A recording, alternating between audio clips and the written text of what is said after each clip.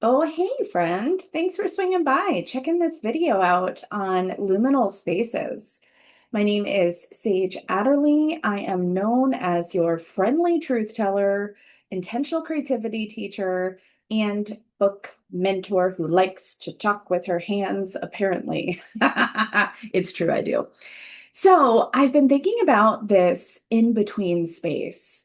Um, I think that we're always feeling the in-between space, but we might not be present to this liminal space. And for the past few years, I've been getting really curious about it. And I recognized when I did start in my body feeling this liminal space, I was afraid of it because I couldn't control it. And when I can control things in my life, not people, things like schedules and planning, then I feel safe. I'm recognizing that's one of my coping mechanisms to feeling safe and secure. And when you're in the luminal space, it actually, in my experience, makes it worse to navigate in the in-between energy when you try to control it versus surrendering and acknowledging that you're in the in-between and getting curious instead of being super fearful about it. So for me, the liminal space is like crossing a threshold. It's when one thing closes in your life and you know another one is opening up, but you don't know what that is yet. Excuse me. So you're in this place of not knowing, which again can trigger fear and anxiety and worry. And so I want to speak into the liminal space because I think it's a really potent place to be in, to recognize that you are in the in-between. You are closing something and then opening something next. So I wanted to share, like, as I've been on my own journey of liminal space and being in the in-between energy, what has supported me in recognizing, oh, this fear, this apprehension, it's actually rooted in the my body knowing there's a change. I'm in the liminal space, right? So one of them is when I feel like I could be holding a lot of one feeling and a lot of another feeling that might seem polar opposites. Like, for example, I am coming into the season of my husband's deathversary. So this year will be 7 years since he unexpectedly passed. And so I noticed myself in this season, this late summer, early fall.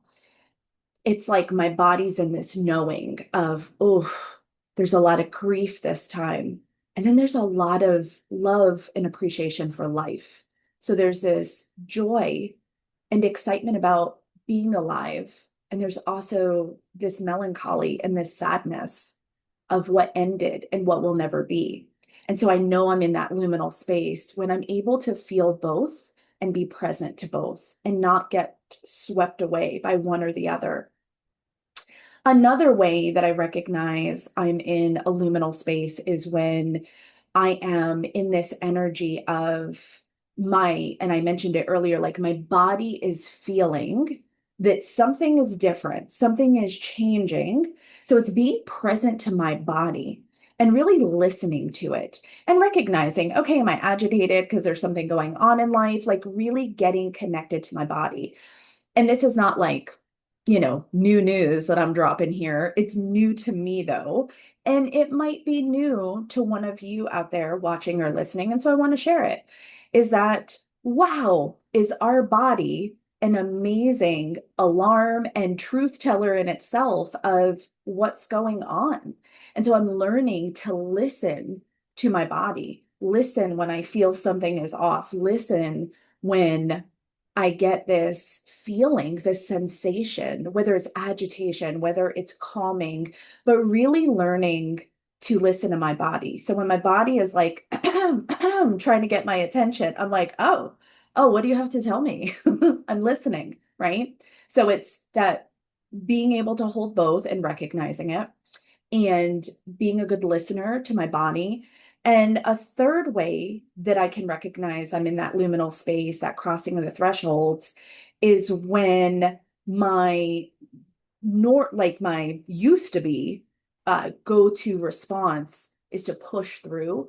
And there's something inside of me saying, stop, pause, like it's inviting me into stillness. So it's when an old habit is almost like clashing and coming up against this new way of being that my inner knowing knows I get to step into. And I'm a really good doer. And so I am unraveling all the doing that I used to do for reasons that weren't really healthy, and they had just yucky, toxic stuff attached to why I was such a big doer, and really recognizing all the amazing ways that I'm a doer now. But I understand how to pause now. I understand how to embrace stillness, which is something really new for me. So when my body, or my brain, I should say, it's more of my brain's response of push through this, push through the discomfort. It's like that inner knowing's like, we don't push through the liminal space. We be in the liminal space. So those are my ways that I get to present to, something shifting, not quite sure what's going on. And instead of being in a place of confusion or fear or even agitation because you don't know and you're wanting to know, I pause, get still, connect with this whole thing, and I listen and I get curious. And sometimes I don't get any other information except, girl, you're in the in between. Relax. And that gets to be good enough in that moment. So I'm curious. Are you in the in between? Are you standing at a threshold ready to cross into something that's coming next, but you don't know what it is, but you can feel it inside? That's liminal space, baby. So I hope you enjoyed this, and I'd love to know what you think. Every month, I always explore some kind of theme. I do journaling around it, I do creative activities around it. And so for the month of September 2025, I am exploring this crossing of the thresholds, being in that luminal in between space. Over at my Patreon community called Sacred Roots, we do this work together in intimate community, meaning it's a small group of us, which I think is a beautiful thing. Um, I really appreciate being in a more intimate group. No one gets lost. Everyone is seen, everyone is heard, everyone has a seat at the table. And that's super meaningful to me. So if you want to check out Sacred Roots community, there's links and stuff in the description. Come check us out. And if you're not ready yet, you can always join as a free member and take a peek at what I'm up to. And if you're not even ready for that yet, you could just do the prompt that I gave you today in the video. That's a great place to start.